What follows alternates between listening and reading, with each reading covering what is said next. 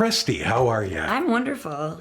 Great to see you as Oh, it's always. great seeing you, Paul. All right. So you've kind of been the queen of all media lately. Seriously. Congratulations. Thank you. Star Tribune, multiple podcasts, on TV with Simon. It's all coming together. I'm learning all over again. Big album release. Yes. Talk a little bit about the album, what went into it. A couple years of milling the songs, I guess you can say, deciding which ones were going to make it, and writing the other ones to tie it all together. Lots of learning how to use recording software.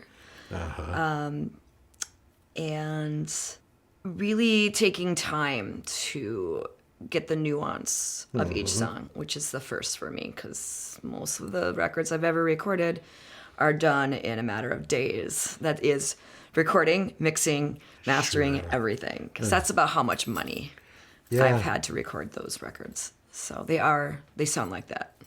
This one it still took money, but we were able to do a batch of songs, walk away for a few months, listen to them, decide what instrumentation needed to still be on them, suss out harmonies, all that stuff. So yeah.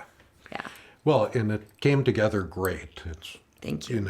It's wonderful, and it's climbing the charts. Tell us about it. I mean, it's on college radio across the country. Yeah. And as of today, it's number 80 on the top 200.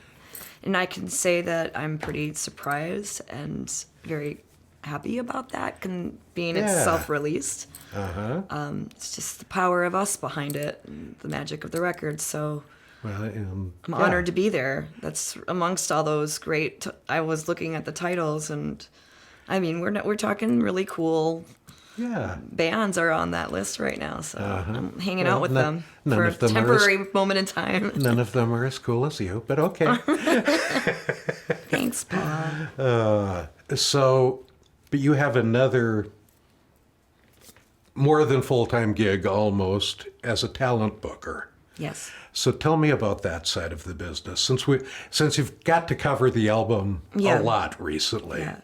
Well, I've been doing that off and on since I was a teenager. I started promoting shows in Duluth above the Electric Fetus when there was I believe a ballet ballroom upstairs. Cool. I did a couple shows where I brought Minneapolis bands to Duluth. Nice. And I think one of them was a Hammerhead show. There was a band called Saucer at the time, and this would be the early 90s. Okay. When I moved to Minneapolis, started playing in shitty bands that I won't name. They didn't really last very long, but I did some house parties. And then I moved out of town for a little bit to New Orleans, and when I came back, I formed Ouija Radio. Around 97. Yep. And we had a house that had many bands living in it, so we had parties all the time. Okay. And we booked shows in our house. It was one of those houses in Uptown that was owned by this company called Boyd Hunt.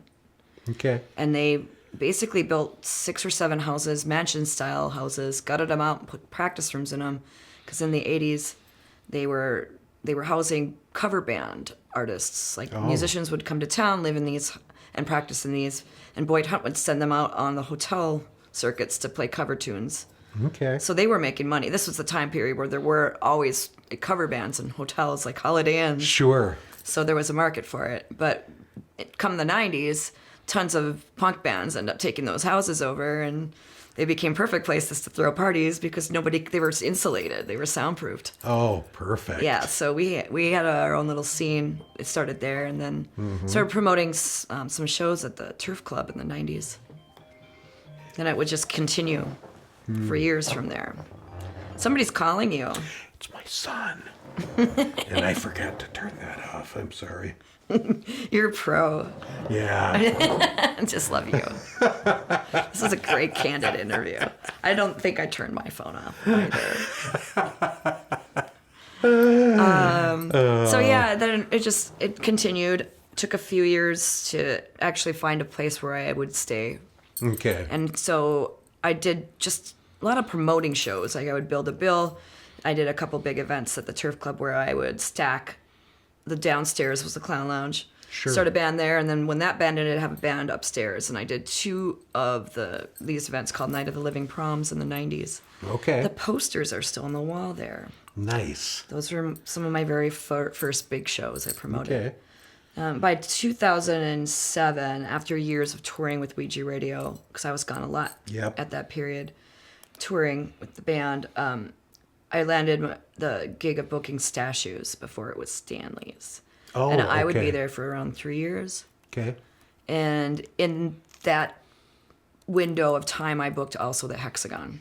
Oh, sure. And I would be at the Hexagon for around 5 years. And in that window of time around the end of the Hexagon, I was also booking the Turf Club for 2 years with Ryan O'Rourke Okay. before it changed hands to First Avenue. It closed Yeah. for a little bit, but I was one of the last talent buyers for the Turf Club. I also booked for the 501 bar for temporarily on Sundays. And then I'd take a little break once I became a mother. Okay. Yeah, quit the Hexagon, Uh-huh. handed the reins to Luke Parker. And then it would come back to me after around 7 more years or so with Dusty's. Yeah. I was bartending there, and they asked me to start booking more shows and kind of changing the demographic a little bit. And then Palmer's would come next. Yeah. So lot of. Oh, and I've done block parties. I've helped people put together Right. block parties and things like that. So in between. And Dusty's and Palmer's have 2 of the best fests. Yeah, with this year's gonna be Dusty's this- Days and Palm Fest. So I'm really excited for. I can't announce it yet, but I've secured some pretty great bands for the headlining spots of Palm Fest this year. nice. Yeah, right. it's gonna be fun and exciting. I'm gonna be really tired by the end of it. I'm already tired thinking about it. I decided I'm going to California for a couple of weeks as soon as all that's over. So, Nice. yeah. I hope that happens for you. Thank you. It did last year. It was really nice. I was like, good. okay, did 2 fests in a row. I'm taking a little break, taking a little breather before we go back to school with Yeah. the kids. School year starts. It starts so early now. It's Yeah. always like, wait, it's only the 2nd week of August and we're going back to school already? Okay. Depressing, you know? Even me, who's not going to school, feels depressed when my kid has to go to school in August. It's Yeah. That just doesn't seem right. It doesn't. And they Let go 'em into have till June Labor too. They go Day. all the way into like the 2nd week of June. Yeah. Poor kids. Yeah. Funny. So, what's coming up next with the Christy Costello Band? I don't have a show until late April. Okay. But the Coma Club is playing Bunch, which is all of Right, Christy so and you'll Monica be- and Extraterrestrials. You got a gig on the 15th. That's a Monica gig. Okay. Yep. And the 23rd, we're doing a Monica gig in Rochester, playing some block party of some sort, I think. Some spring thing. Yeah, Some spring the fling. Thaw. I forget the name of that festival. Yeah. I went last year. Yep. The So- something Thaw, where I think we were playing last on that. So that'll be fun. I don't know who Okay. else is playing it yet. And then there is a couple Coma Club shows. Okay. We've got March 25th with our friend Scott Yoder from Oh. Seattle Sure. at Cloudland. Okay. And then, wait, there's also, April 6th. It's a Monica show at Turf. And April, I want to say that week, a Thursday at Mortimer's. It's a Coma with another touring friend, System Exclusive. Okay. They're coming back to town. Did I see them Carolee. at Palmer's with you? Yeah, Okay. years ago. Yeah. We did a tour with them too last year with Monica, a little Yeah. Midwest stint. And then I'm playing a Christie show at Cloudland the last Thursday in April Okay. with my friends from San Pedro, California, Quan Scholl, Okay. and this other band on tour from Seattle called Hachi. yeah. So friends, otherwise I'm trying not to play too many weeknights. As, you know, it's really hard to get all my friends out unless it's a Friday or Saturday. Right. And, you know, they even get mad if I'm playing after 10:30 at this point. So I'm glad they stayed for my record release. Like, what time are you going on? 10:45. It's Friday night. You can make it. You can do it. You can hang in there.